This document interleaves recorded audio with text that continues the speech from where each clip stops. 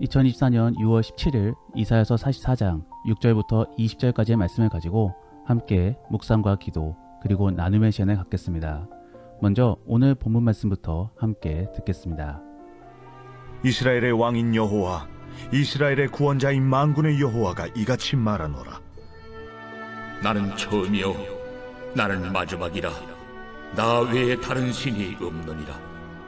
내가 영원한 백성을 세운 이후로 나처럼 외치며 알리며 나에게 설명할 자가 누구냐? 있거든 될 일과 장차 올 일을 그들에게 알릴지어다. 너희는 두려워하지 말며 겁내지 말라.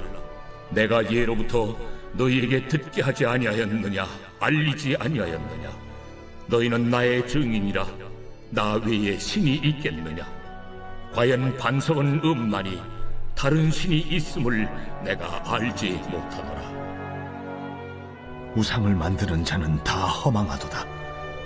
그들이 원하는 것들은 무익한 것이거늘 그것들의 증인들은 보지도 못하며 알지도 못하니 그러므로 수치를 당하리라.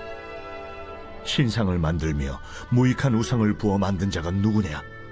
보라, 그와 같은 무리들이 다 수치를 당할 것이라. 그 대장장이들은 사람일 뿐이라. 그들이 다 모여서서 두려워하며 함께 수치를 당할 것이니라. 철공은 철로 연장을 만들고 숯불로 일하며 망치를 가지고 그것을 만들며 그의 힘센 팔로 그 일을 하나 배가 고프면 기운이 없고 물을 마시지 아니하면 피로하니라. 목공은 줄을 늘려 재고 붓으로 긋고 대패로 밀고 곡선자로 그어 사람의 아름다움을 따라 사람의 모양을 만들어 집에 두게 하며 그는 자기를 위하여 백향목을 베며 디르사 나무와 상수리 나무를 취하며 숲의 나무들 가운데서 자기를 위하여 한 나무를 정하며 나무를 심고 비를 맞고 자라게도 하느니라. 이 나무는 사람이 땔감을 삼는 것이거늘 그가 그것을 가지고 자기 몸을 덮게도 하고 불을 피워 떡을 굽기도 하고 신상을 만들어 경배하며 우상을 만들고 그 앞에 엎드리기도 하는구나. 그 중에 절반은 불에 사르고 그 절반으로는 고기를 구워 먹고 배불리며 또 몸을 덮게 하여 이르기를 아 따뜻하다 내가 불을 보았구나 하면서 그 나머지로 신상 곧 자기의 우상을 만들고 그 앞에 엎드려 경배하며 그것에게 기도하여 이르기를 너는 나의 신이니 나를 구원하라 하는도다. 그들이 알지도 못하고 깨닫지도 못함은 그들의 눈이 가려서 보지 못하며 그들의 마음이 어두워져서 깨닫지 못함이니라.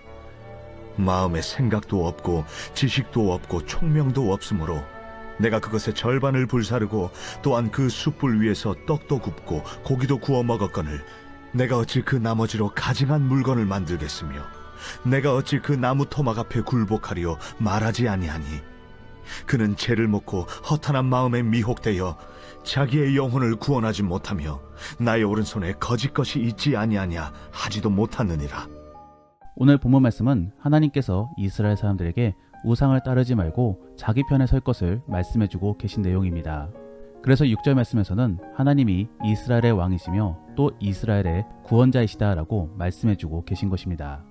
어찌 보면 이것은 대단히 유치하게 편가르기를 하는 것 같아 보이기도 하고 또 그도 아니면 어떠한 목적 속에서 상대방을 비방하여 자기에게 유익한 영업을 띠는 것처럼 볼 수도 있습니다.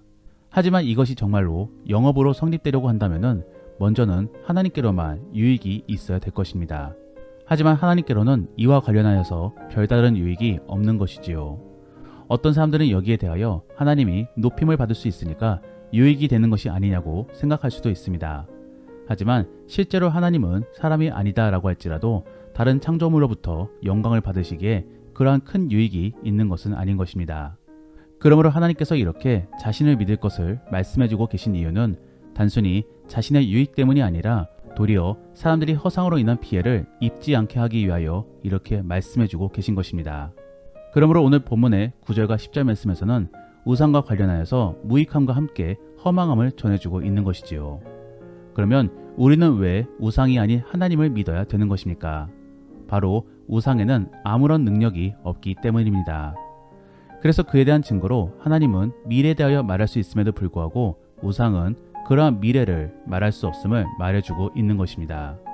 우상은 그냥 인간에 의해 만들어진 나무 조각에 불과한 것입니다. 아무런 능력이 없는 것이지요. 반면에 하나님은 도리어 인간을 창조하셨습니다. 더불어 인간은 우상을 만드는데 힘과 수고가 들겠지만서도 하나님은 말씀만으로 인간을 창조하셨으니 그분이 더욱더 능력이 있는 분이신 것입니다. 아니, 아예 차원이 다른, 격이 다른 그런 분이신 것입니다. 그러므로 우리는 그러한 하나님을 믿고 의지해야 되는 것입니다. 그러면 인간은 왜 이러한 우상을 믿고 의지하려고 하는 것입니까? 저는 여기에 대해 단순히 인간의 죄성만을 가지고 이해해 보려고 하지 않고 오히려 그에 대한 심리까지도 함께 살펴보기를 원합니다.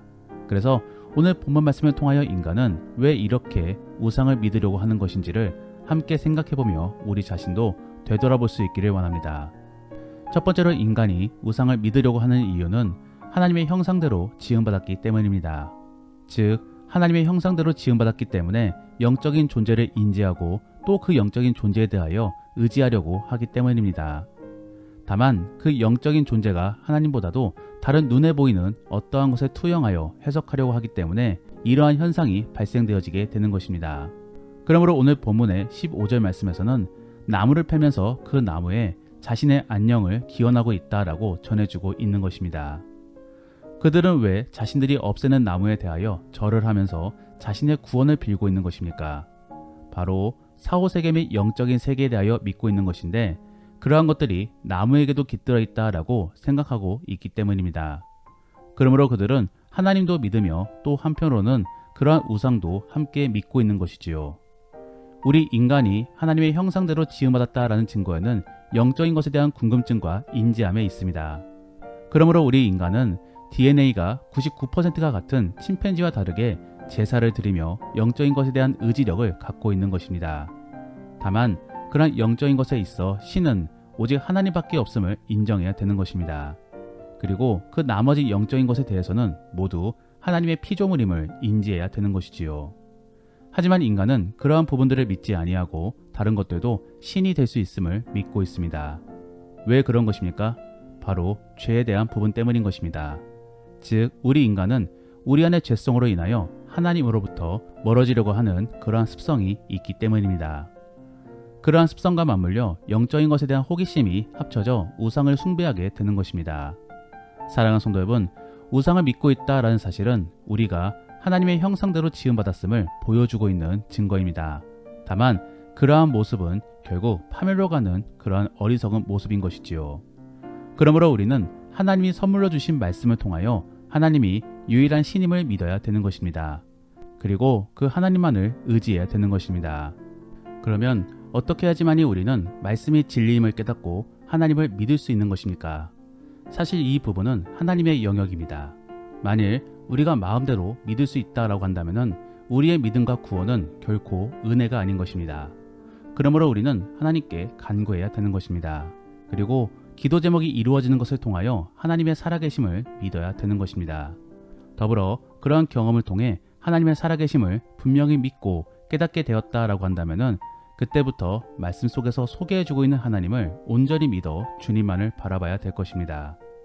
그러한 믿음의 그리스도인들이 될 수 있기를 원합니다. 두 번째로 우리 인간이 우상을 믿으려고 하는 이유는 온전히 자기 욕심 때문입니다. 즉 자기의 소망을 투영함으로 우상 및 미신을 만들고 믿고 있는 것입니다. 그러므로 오늘 본문의 14절 말씀 이하에서는 계속적으로 강조하고 있는 표현이 자기를 위하여라는 그런 문구인 것입니다. 결국 자기 자신을 위하여 이렇게 우상을 만들고 있는 것이지요. 그러면 어떻게 우상을 만드는 것과 자기 자신을 위하는 것이 연결되어질 수 있는 것입니까?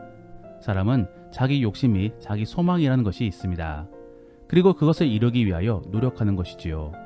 그러다가 결국에 무언가에 의지하게 됩니다. 그리고 그러한 의지함이 결국에 우상 숭배로 변질되어지는 것입니다. 그러면 어떤 사람들은 기독교도 마찬가지인 것 아니냐라고 질문할 수 있습니다. 물론 맞습니다. 기독교도 먼저는 자기 욕심 때문에 예수님을 믿어 문제를 해결하고자 합니다. 하지만 결국에는 소원풀이의 문제로 주께로 접근하는 것이 아니라 영이신 하나님을 사랑함으로 주께로 접근하게 되는 것입니다. 그러한 부분들이 바로 타 종교나 토속신앙과 다른 것이지요. 우리 교회는 결코 자기 유익을 위하여 사역을 감당해서는 안 되는 것입니다. 나보다도 하나님을 위하며 그리고 내 이웃을 위하여 감당해야 되는 것입니다. 그래서 하나님의 경우는 사랑하기 때문에 감당해야 되는 것이고 내 이웃의 경우는 그 하나님 때문에 기쁨으로 인심 쓰는 개념으로 섬겨야 되는 것입니다. 전도도 마찬가지입니다. 교회의 성장과 또 자기 구원을 위하여 사람들을 꼬셔야 되는 것이 아니라 이 복음이 정말로 좋은 것이기 때문에 다른 사람들에게 전해줄 수 있어야 되는 것입니다. 그리고 그러므로 우리는 복음을 강요로서가 아닌 좋은 것을 소개해준다라는 개념 속에서 전해야 되는 것이지요. 우리가 전하는 복음은 결코 변질된 것이 아닌 이상은 자기 유익을 위하여 전해서는 안 되는 것입니다. 남이 잘되고 남도 행복해지기를 위해 전해야 되는 것이지요. 우리는 이러한 우상 심리를 생각해 보면서 우리는 왜 예수님을 믿고 있는지를 잘 생각해 봐야 되는 것입니다. 단순히 소원을 이루기 위하여 믿고 있다라고 한다면은 그것은 잘못 믿고 있거나 혹은 초보 신앙일 수 있는 것입니다. 우리가 예수님을 믿는 이유는 우리에게 구원을 주시는 그 예수님이 감사하고 사랑하기 때문입니다. 그러한 사실들을 바르게 알므로 바른 믿음 생활을 가질 수 있기를 원합니다. 마지막으로 우리 인간이 우상을 믿으려고 하는 이유는 생각이 없기 때문입니다. 그러므로 오늘 본문의 19절 말씀에서는 마음의 생각도 없고 지식도 없으며 또 총명도 없다라고 전해주고 있는 것이지요. 즉 영적인 것에 대한 개념도 없을 뿐더러 그에 대한 고찰 및 의심도 없는 것입니다. 그저 다른 사람들이 믿기에 따라 믿는 것이지요. 그리고 그러한 문화가 있으니 그냥 따라하는 것입니다. 우리가 믿음을 가짐에 있어서는 반드시 필요한 작업이 의심을 하는 것입니다. 즉 의심 속에서 정말로 하나님이 살아계신가를 확인해 봐야 되는 것입니다. 여기에 대해 하나님은 결코 뭐라고 하지 않으십니다. 오히려 더욱더 증명해 주심으로 하나님의 살아계심을 믿게 만들어 주십니다. 그러므로 오늘 본문의 7절 말씀에서는 하나님은 미래를 말할 수 있다라고 말씀해 주고 계신 것입니다. 그러면서 다른 우상들은 그렇게 할 수 있냐라고 물어봐 주고 계신 것이지요. 왜 그런 것입니까? 하나님은 그러한 의심 속에서 확신을 가져 믿음을 더욱더 공고해지게 만들기 위함인 것입니다. 이단들의 경우는 의심하지 말라라고 전합니다. 그저 믿으라라고만 말합니다. 그래서 의심하는 경우는 구원을 얻지 못할 것임을 전하면서 협박을 합니다. 우리 하나님은 그렇게 비인격적인 하나님이 아니십니다. 도리어 의심 속에서 더욱더 확신을 시켜주므로 믿음을 더욱더 공고해지게 만들어 주십니다. 그러므로 사랑하는 성도 여러분, 믿음에 대하여 의심하시기를 바랍니다. 그리고 그 의심 속에서 많은 고민을 가지시기를 바랍니다. 대표적으로 예수는 역사다라는 책의 저자인 리 스트로벨의 경우는 예수님의 십자가 사건을 의심하면서 팩트체크를 하였고 그 결과로 결국에 믿음을 가지게 되었습니다. 우리 안에도 이러한 작업이 필요합니다. 그러므로 목회자들에게 많이 물어보시기를 바랍니다.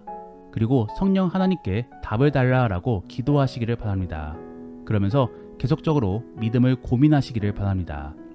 19절 말씀의 지식은 어떠한 사실에 대한 내용인 것이며 총명은 지혜라는 단어로서 통찰력을 의미합니다.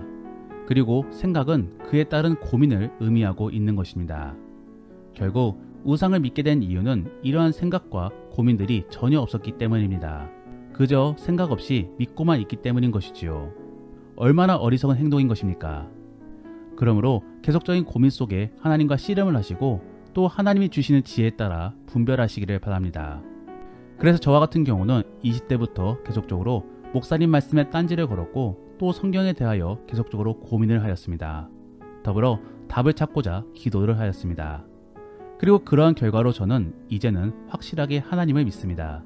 심지어 신앙생활을 적당히 하고 싶은 마음에 하나님을 부정하고 싶어도 너무나 많이 알아버렸기 때문에 믿음이 있어 그럴 수 없게 되었습니다. 저는 하나님의 살아계심을 분명하게 믿습니다. 그러므로 이제는 그 주님으로부터 떠날 수가 없는 것입니다. 저는 우리 모든 성도인들도 그러한 고민 속에 신앙생활을 감당할 수 있기를 원합니다. 요즘 세상은 악합니다. 그러므로 하나님의 뜻을 많이 왜곡하고 또 하나님을 위한 것이 아닌 자신이나 단체를 위한 그러한 잘못된 주장을 많이 펼칩니다. 그러한 상황 속에서 우리는 정신을 똑바로 차려야 되는 것이지요. 그러면 어떻게 해야 되는 것입니까? 바로 말씀에 대한 고민과 기도 속에서 뜨문뜨문 답을 찾아가야 되는 것입니다. 물론 여기에는 분명 목회자의 도움도 필요하고 또 성령의 도움은 반드시 필요합니다. 그러므로 그러한 간구함과 노력 속에서 분별하는 지혜로운 신앙생활을 가질 수 있기를 원합니다. 말씀을 정리합니다. 오늘은 사람들이 왜 우상 숭배를 하는가를 생각해 보았습니다. 첫 번째로는 우리의 죄성 때문입니다. 하나님께로부터 멀어지려고 하는 그러한 속성 때문에 도리어 우상을 믿고 있는 것입니다. 다음으로는 우리가 하나님의 형상대로 지음받았기 때문에 영적인 것을 인지하고 있기 때문입니다. 그러므로 우리는 하나님이 아닌 다른 우상을 믿기도 하는 것이지요. 세 번째로는 우리는 우리의 욕심 때문에 우리의 소망을 우상으로 투영하면서 믿고자 하는 것입니다. 그리고 마지막으로는 생각이 없기 때문입니다. 그래서 무개념이나 무지성으로 그냥 아무거나 믿고 따르기 때문인 것입니다. 그러므로 우리는 고민해야 되는 것이지요. 정말로 그러한 고민 속에서 온전히 주님만을 잘 따를 수 있기를 원합니다. 그래서 주가 주신 지혜와 성령으로 그리고 믿음의 동역자들을 통하여 잘 분별함으로 온전히 주님만을 믿을 수 있기를 원합니다. 기도하겠습니다. 우리가 오늘 말씀을 생각하시며 함께 기도하기 원하는 것은 하나님, 우리가 우상을 바라보지 않게 하여 주옵소서. 그래서 하나님의 지혜로 상황을 잘 분별하게 하여 주시고 온전히 주님만을 바라볼 수 있게 하여 주옵소서. 그리고 우리가 우리의 욕심을 내려놓고 온전히 주님만을 바라볼 수 있기를 원합니다. 그래서 주를 사랑함으로 주를 의지할 수 있는 우리가 될 수 있게 도와달라고 함께 기도하겠습니다. 그리고 오늘 본문 말씀을 가지고 믿음의 나눔이나 혹은 가정 예배를 드리신다라고 한다면은 내 안에 신앙에 대한 궁금증은 없는지, 그리고 내가 가지고 있는 믿음은 맹신인지 아니면 합리적인 생각 속에서 가지게 된 믿음인지를 한번 분별해 보시며 서로 나누어 보시기를 바랍니다. 그러면 이제 주님과 함께 깊은 나눔의 시간을 갖겠습니다. 오늘 하루도 주 안에서 승리할 수 있기를 원합니다.